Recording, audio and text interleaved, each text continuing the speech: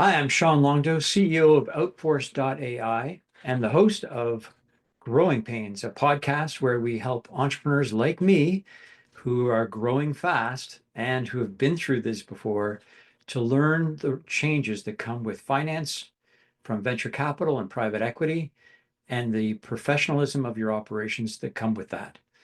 So today I'm joined by Tom Altman. Tom is a seasoned CTO who has been through a variety of traditional industries, agriculture, radio, print media, and their transitions through consolidation and private equity acquisitions. And so he is here to tell us about what he's lived through and how those changes are replicated as we move in towards AI and what we can learn from lessons from the past as well as we look into the future. Tom, thanks for joining us Thank you very much. Glad to be here. and glad to have you, Tom. So you hail from Iowa, or is that where you originally came from? Or Yep. Born and raised in Iowa. It's a great place. We sometimes keep it hidden from people because we like it so much that we just pretend that we don't know anything about. We just got the internet a couple years ago, Sean. So we're working on it. We'll okay, figure it out one of these days, though. No, it's a great place to be in the Midwest. Just a great group of people, and it's fun. excellent. And I may as well put a plug in early. You've got a podcast of your own about motorbike routes. Yeah. I'm showing my Canadian heritage there with We roots. take routes or routes. It doesn't matter to us, Sean. No. Best Motorcycle Roads podcast.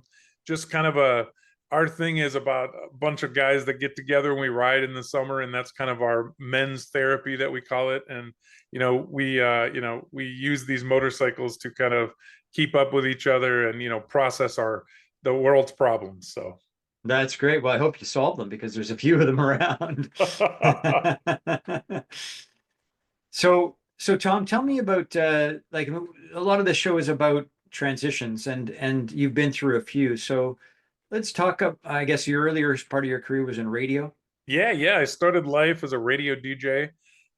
Interesting, fun. It's a great time. Constant, fiesta, you might say. Kind of got into that for a while and said, like maybe it's time to, enjoy a marriage because those two really don't go so well together. So I kind of went back to school on a quick kind of program where I learned web development programming. Did that for a few years in media, consulting at some of the big consulting firms.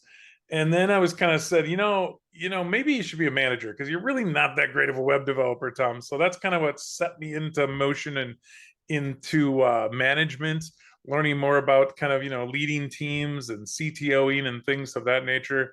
I was doing that again for about 10 years. And then this job came up and I started at a company that was an e-commerce company. So another 10 or 15 years there. So I've spent about 25 years in the technology area, learning all kinds of things. And most recently, kind of as things do, comes to an end and you start, what's next? And so I started learning more about this fractional work. So that's been quite interesting, becoming a fractional or part-time C-suite for a company. So yeah, everything from radio to media to consulting. We do a lot of ag business in this fractional, but all kinds of things, just helping people stay afloat sometimes is kind of a best way to describe it, even though, it's much more complicated than that. But sometimes that's what it feels like, right? Right. What I like about what your perspective is you deal with a lot of traditional and I would say now tech-enabled industries that have Yeah. gone through monumental changes. And that can be especially tough with, family-run business, the old guys passing the torch Yeah. and new family taking over or selling it to a consolidation play. Do you have any Yeah. I mean, experience in that? way back, the first thing I think of is radio. When I first started in radio, the music and commercials were all in these little carts. They called them carts. They were basically 8 tracks, tapes. The difference between an 8 track and a cart was the cart uses the whole piece of tape for a little higher quality. The 8 track split it up into 8 pieces across that piece of tape. So when you were going in for the night, you would be picking up either CDs or carts for your commercials and your music, and you'd make big stacks of them. So you had the whole entire stack of all those things. So it was mom and pop owned radio stations, doing everything manually. The biggest automation, I think it was a crazy thing. We used to download the weather from this guy, on the internet, and that was the crazy thing. It was the 90s. Like, where is this guy from? I think he was actually from Canada, and he was running this like virtual weather station. And so that's Wow. when these consolidations started in the radio business. And at the same time, they were all upgrading technology. So, you move from that to a computer screen that had all the commercials loaded, and you were still playing the music off of CDs. And then pretty soon that whole thing automated, and all the music's on the computer. You could pre-record your entire radio broadcast. Basically you could have a team of 3 to 5 people run an entire radio station, and no one knew it was any different, because I could go in and record a week ahead of time. They knew exactly what music was going to be playing on Tuesday at 10. Right. And so you go from this very manual, very basic thing all the way up. And then in the middle of that, we're consolidating. So, the mom and pop shops were getting bought up by these medium-sized consolidation firms, which were then selling to these big radio conglomerates that were selling radio across the US, across all their radio stations. So it was quite a process, and interesting to see. I had started kind of working in the back office a little bit in the radio stations when that happened. And it was just the thing that I think was the hardest thing was just, when you came into some of these radio stations that have literally been around for 50 or 60 years back then. I mean, they could be close to 100-year-old radio stations now. Wow. The change that, it was just interesting to see people's resistance to that change. They didn't understand it, and then with that consolidation, you becomes, I would say, some of the depersonalization of that as well. And I think that's the one thing I learned right then was, without that, when you're coming in and these things have to change, if you don't have high communication and high, penetration of understanding into some of these areas of the business, it gets lost in translation. So Right. I saw that happen in radio, and then I moved and started working at a regional newspaper. It was a good sized newspaper, and some of the same things you see. The newspaper had been around before there was computers on every desk. So Right. you actually got to see this company evolve. And like, I wasn't there that long, but you could see literally, like, why do we have these lights that are on the wall? Oh, that's what we used to use when we had a voicemail message. It would light the light up so that someone knew we had a voicemail message. Well, Right. they had built all this off of, relays and these things. And you think, my goodness, we had this technology department that controlled everything that was anything to do with a computer. And, by the time I had gotten there in the 2000s, there was a server room, and they had a Sun Microsystems big computer in the back. And we had, in the basement, they were printing the newspaper. So like all these things continued to evolve, and you'd look in, they had some like closets, we called them closets, they would run from floor to floor. And you'd see this old wire that was in there that was like category 3 wire things that they would use to, phones and faxes and, probably not telegrams, Sean, but close, right? It felt like it Yeah. at times. And you were running new wiring so that we could improve and get, different. And you just think, my goodness, look at all the changes that have happened, and how do you plan that out? And that, then they move their printing operation across town. So now you're trying to figure out how to get your, these, at that time they were driving printing plates over there. So, that had to stop, and they found a way to go digital. I mean, it's just so interesting how these things change. And, you have a lot of resistance. That was the same time when Craigslist, which was maybe Oh people yeah. Yeah. forget Yeah. what Craigslist was even taking over. Like, at that time in small, Middletown, Iowa, they were doing $1 million revenue a month just in classified ads. Right. So, when a Craigslist comes to play, I'm like, these guys are, how much does this cost? It's like, well, it's free. What do you Right. mean it's free? It's like, yeah, this is what's happening. So you see all these revenue models change. I mean, everything has changed. I mean, that's kind of been the Achilles heel, I think, of some of these news organizations, is they had to figure out a new way to make money, because no one was paying money for that subscription. And I think you see that across the board in so many companies. And maybe that's just this thing that's followed me. But, a lot of these ag companies, they've been around a long time, and then they start to see consolidation.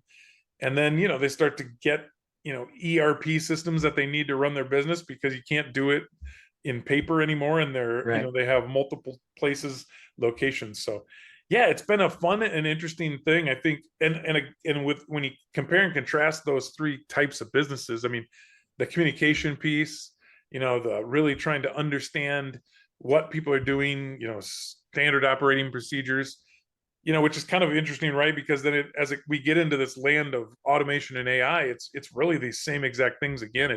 It's almost like consolidation because um, you're having to take these processes in the old way that we were doing them, and how do we transform those into, automating them and AI. And we have 6 people in finance today, but we only really need 4. So 2 of these people are planning for retirement. So how do we make sure we know exactly what they're doing so that we can have these things covered?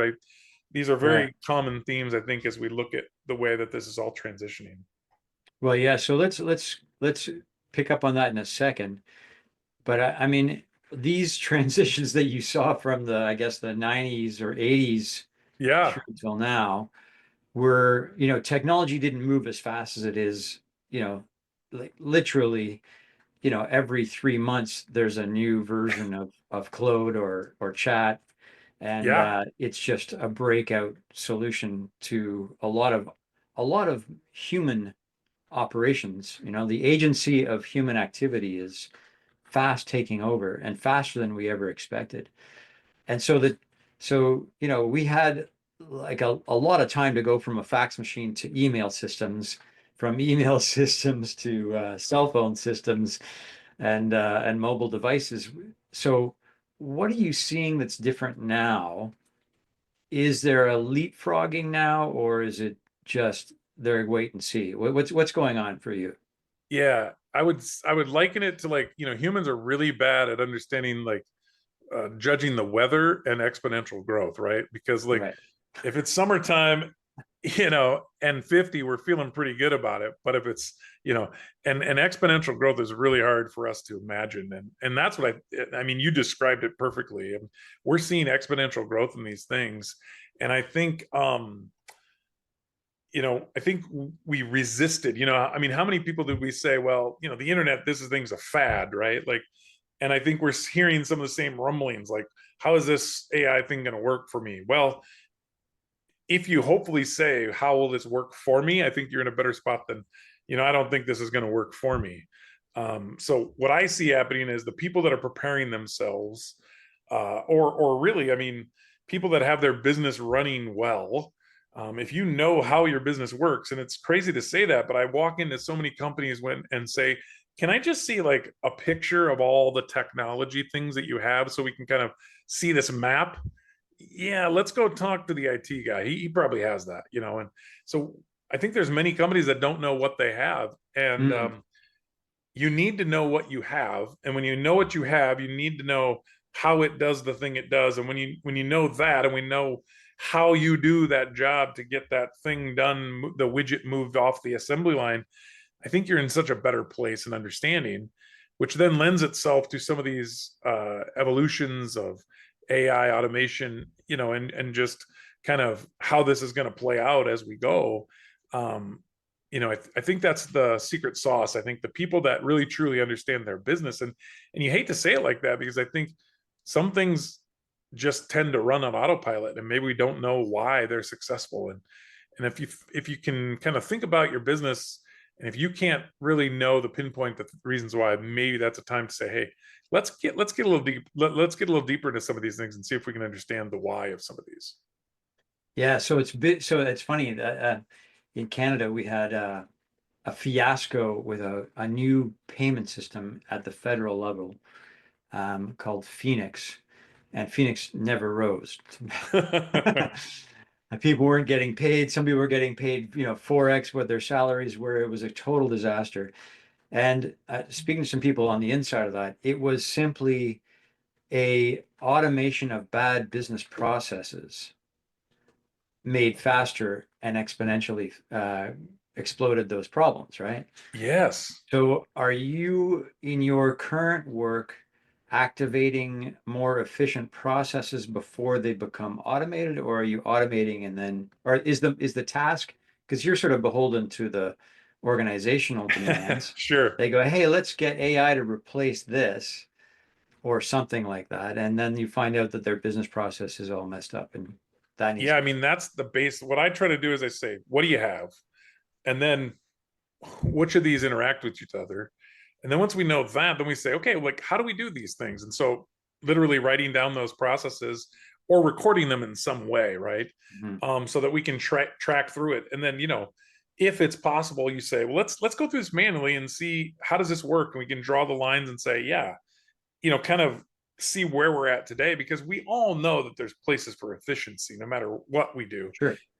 Leverage the lean method, Kanban, whatever you want to say. Like if we strive for that 1% James Clear, we can improve anything we do. I think there's times when we just make these assumptions about what gets done, how it gets done. I think, I don't know how it is in Canada, but I think there's a cultural thing to kind of protect the thing you own when you're doing a job. And, I think there was probably a common theme of like, well, if I'm the only one that knows how to do this job, then I got power. I got power, I've got job security, right? And I think what we're finding is when people come in and we do layoffs, they don't ask if the person is the only one that knows how to do their job. For whatever reason gets made, someone gets laid off, and then all of a sudden it's like, well, oh, that's not working at all right now, is it? So then you got to dig in the side. But when we look at all the advancements in the AI, Claude, chat, like you're talking about, boy, I think what we're going to see here with this exponential growth is if you have your business processes written out pretty well, these automations and AI will probably be able to come in and say, "Oh, I understand what you're doing here," and take off and help you out. And I think back to my time when I was building websites in 2000, and there wasn't such a thing as a social media influencer. There will be more jobs. We just haven't figured out what they are yet. I mean, I think we're going to transfer some of this information and data out and about, and we will be able to find these new things that are going to happen that the space creates for us. I mean, it's kind of exciting in that way.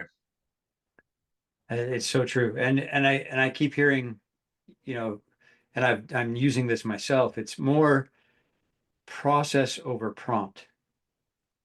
So everyone's still trying to use chat or Claude or whatever, Yeah. whatever they're trying to use as if it's Google, as if it's Google search. We are well trained to search for things on Google, Yeah.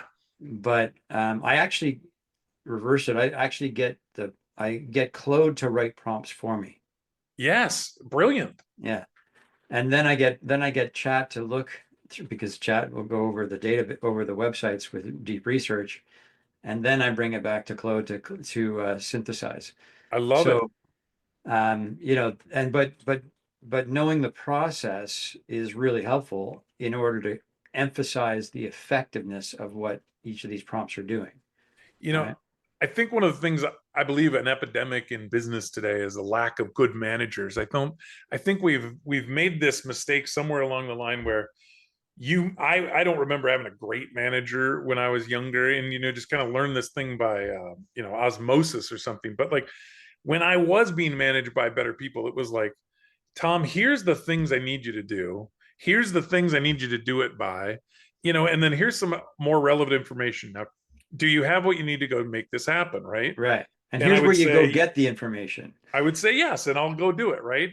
Right. And I look at, when I talk to people about prompting and working with these, I think of the same thing as, well, if this thing is never right, I'm like, well, you realize the mission is to bring you back an answer. It's going to bring you back an answer no matter what you ask it. Now, the quality of the information and the quality of the details that you told it will give you all the difference in the answer. Right. If you tell it, I need X, Y, Z, and I need all these great things to happen, and my goal is this, and I'm preparing for this interview with Sean, so let's get some background information, so I'm not acting like a fool. Like if I feed it all that ahead of time, as opposed to help me with, I have an interview, give me bullet points. I mean, there's just a world of difference between those two things. And then we start to think, and this is where I think like Microsoft's Copilot, engages highly, because it has access to all of your company information. So now it can say, well, look at these two, things I've already done before. These were good. This is bad. This is why I didn't like it. I don't know why I didn't like it, but it wasn't, I didn't like it. We're just such in the infant stage of all this that things are going to evolve, and it's I just think about it as a really good teammate that you have. And when people think about it as a teammate, you can really start to see their eyes open up. okay, that could be really helpful for me because it remembers things better than we do. It can change context, dialect, audience, all those things are simple little triggers for them. For us, Oh yeah. it's it's Yeah, it's a its it's a ability it's to a bad research headache. publicly accessible data is insane. Yeah. So yeah, I mean that's the thing. I try and tell people don't think of it as a tool of automation. Think of it as a buddy in a bar and you're Right. asking for advice. Yes, I love that. You got to warm them up and say, here's my problem, right?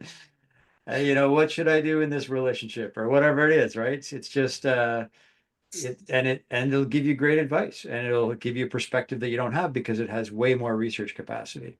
Yeah, and it just, Yeah, and it's seen so many more things than we have per that's se. right. So yeah, I love That's that. right. That's a great analogy. So when you're in, let's say, ag tech, or you're in agriculture, maybe not even ag tech, right? So Yeah. tell me a bit about what's going on there for you. Yeah, and I mean, for me, I would love to say that I'm in some of these. I mean, there's a lot going on in ag tech right now. I mean, Oh they're yeah. using lasers to kill weeds. They're using drones to look at fields and see which ones are better.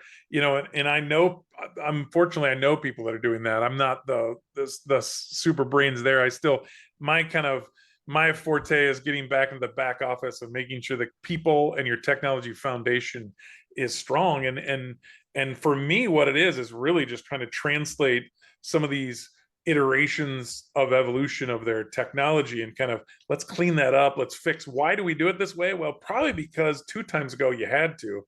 We're still doing it. We wouldn't have to do it that way. So trying to find those little pieces that maybe aren't in play anymore that don't need to be done and kind of grease the wheels of progress in that sense. So that's kind of where I spend a lot of my time. Mm, It happens to be with a lot of these ag businesses just because of kind of my colleagues. That's who they've had in the past, a lot of CFOs. But it starts to make a lot of sense and you start to see a lot of places where processes can be improved. For example, one of the clients I've worked with, they were running an on-premise SAP system, mm. and now, they moved to the online version, but Yeah, yet they're didn't they have still, to I guess it's 2026 is HANA. yeah, They won't but support on-prem anymore, right? right. So there's no on-prem in 2026. They're on an older version, so we're like 2 versions behind. They started the upgrade process in 2023. So many things change, and sometimes you just need to give it that kickstart, right?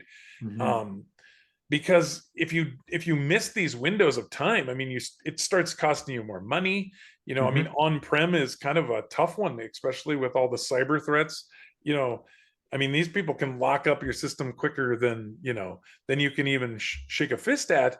Whereas when you're hosting with one of these larger ERP companies, they're seeing this coming in constantly, so they can block and tackle There for you go, you. Defender. Yeah. Exactly. I mean, and Microsoft Dynamics is in the same play. I think they've moved theirs out to 27, but you're going to have to be on the online version by then. And then you have the NetSuites who never were offline. They were just a pure online play the whole time. So it'll be really Yeah. interesting to see how it all flushes out.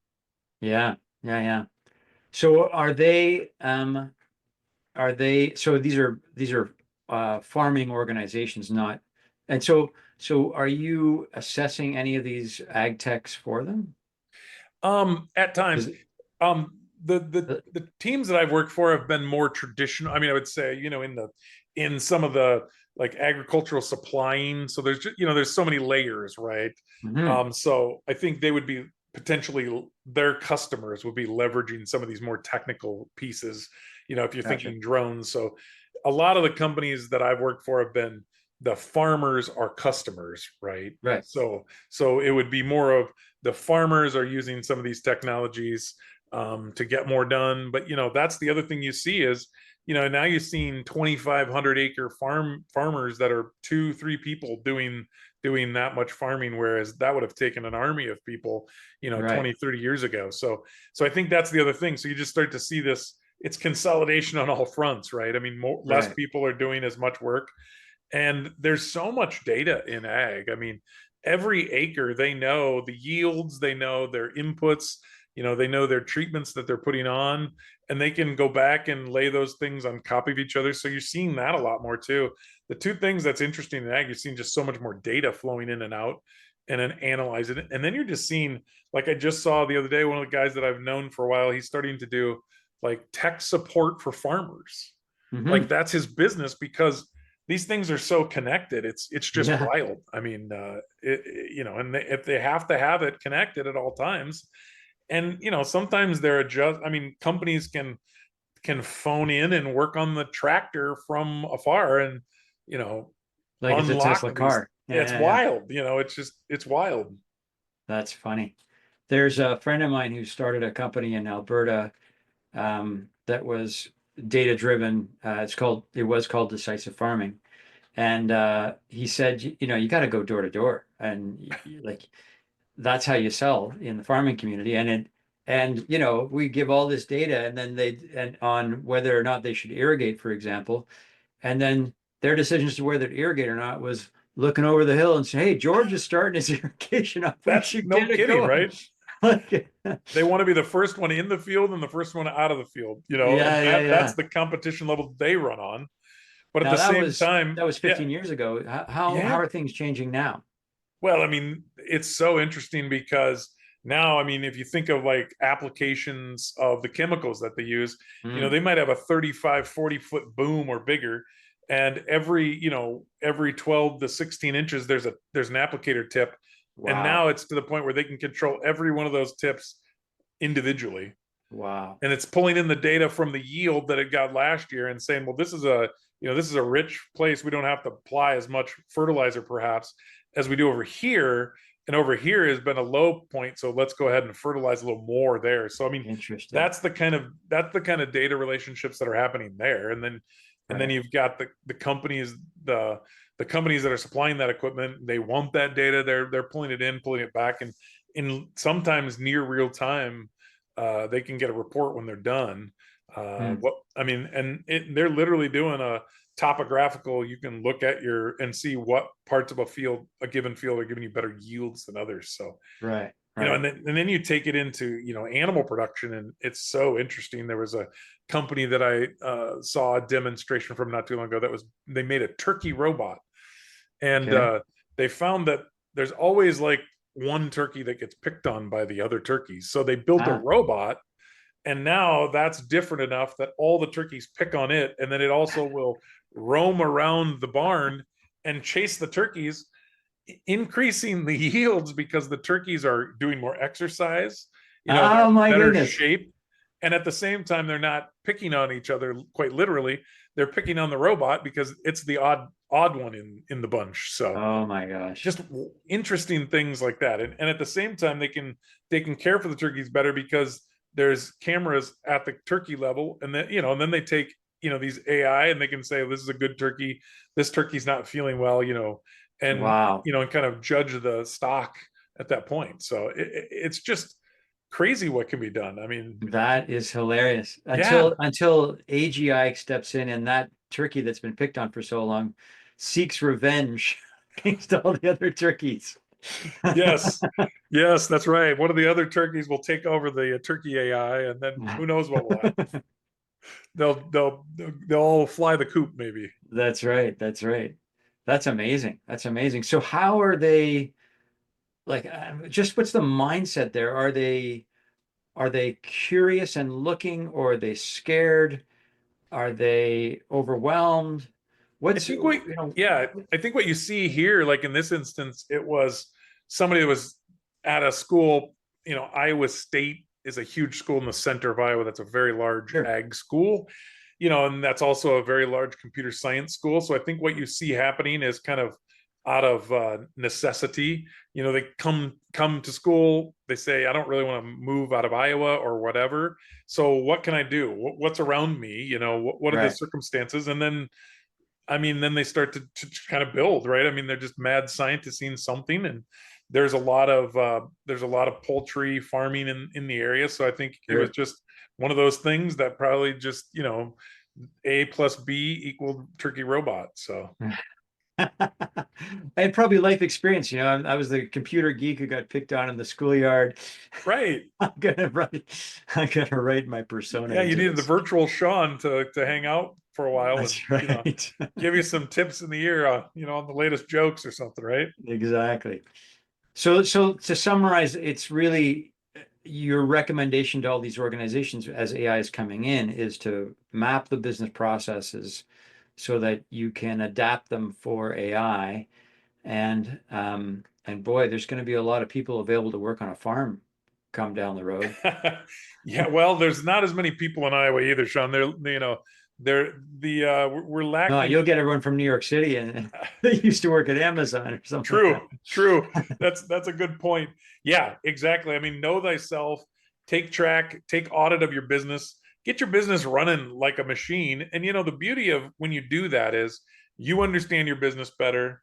You're better set if you do need to sell. Like we've been talking a lot about these family businesses. And what a lot of times happens is, grandpa maybe started the company, my mom took over the business, and none of the kids want anything to do with it, right? So then what? Well, you either have to let it die or you can sell it, and that's Mhm. where some of these, there's so many people that want to buy good businesses. I mean, in Iowa right now, I mean, there is businesses of people that are just literally growing old and leaving their business and they're shutting it down Sure. and it gets sold for scrap. These are good businesses that so you see kind of there's a trend of people going in and purchasing them. Oh Um, yeah. you know, I've heard of a guy that has bought 24 plumbing businesses. He has a No, no, plumbing that's business system. He goes yeah. in, puts his system in place, sells it, and then buys another one, puts his system, and if you think systems thinking, if you think about how you might systematize your business, you can see where you have more options, right? You can keep it running and it's a great business. You can, have investors come in and you can prove to them that it's a big business, so you can grow it that way. Or it's opportunistically able to sell to a company that'll come in, and if they can see how you do what you do, then it's a lot easier to sell than, trust me, it's a good business. Oh yeah, yeah, yeah. So Definitely. Definitely. And that's the roll-up strategy, putting in a better back office, better systems, more efficient exactly. operations, and then let the brand run on itself. Yeah. Yeah, It's a good program. That's very well exercised in the private equity space. absolutely. I mean, and that's what they're looking for. They want to plug it in, right? I mean, and not to say they don't care what kind of business it is, but most of the time the PE teams, they're looking for cash, right? I mean, they need to increase, put a little money in, systematize, increase, and either sell or keep taking the money to the bank, right? Yeah, yeah, and you're right. There is the biggest, actually, in the next 20 years, you'll see the biggest intergenerational change of selling a business because there's nobody in the family that wants to run it, right? Well, and you think about like when their mom or dad ran the business and were never home because it was taking so much time, they don't want anything to do with that business No, too, exactly. sometimes. And I don't know that I can blame them, right? I mean, so Yeah, yeah. Well, listen, Tom, it's been great talking to you and great advice. Thank you thank for you. sharing it. Yeah, you too. It's been great conversation. Anything else you want to share with us that I haven't asked you? No, no. I mean, if people want to get a hold of me, I would love to talk to them more about tech, AI. You can look me up on LinkedIn. Love to have any conversations. Just like to see what people are doing too, what's been successful for them. And yeah, I love talking to people. So Okay. Well, thank you, Tom.